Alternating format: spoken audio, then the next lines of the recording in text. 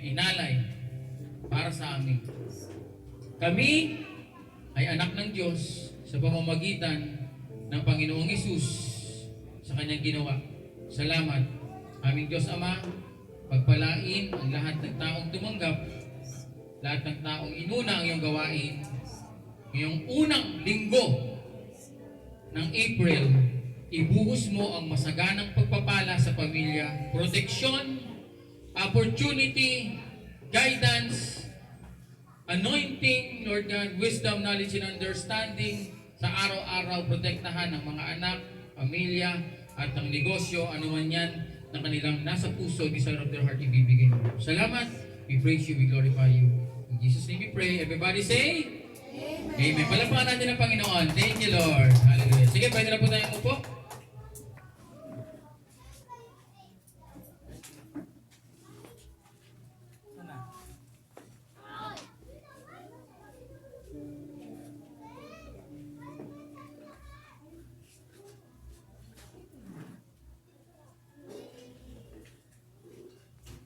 Children.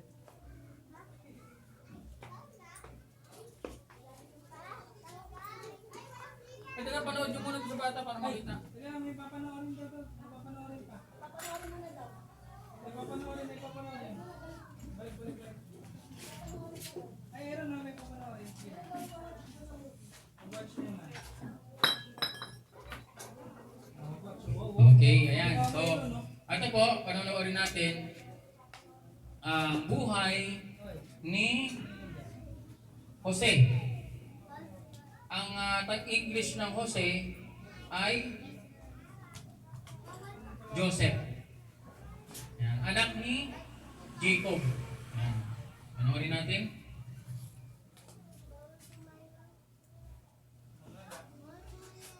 Ayan, Jacob. Yun na.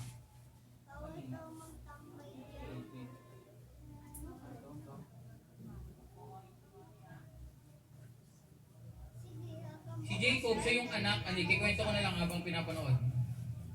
Mamayang gabi bawal sa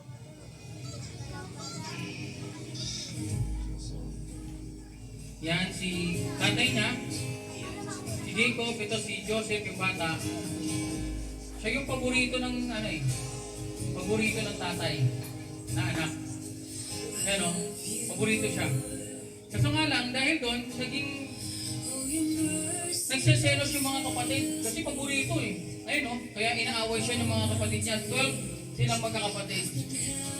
Ayaw sa kanya, lalo na yung panganay kasi parang naaagaw niya yung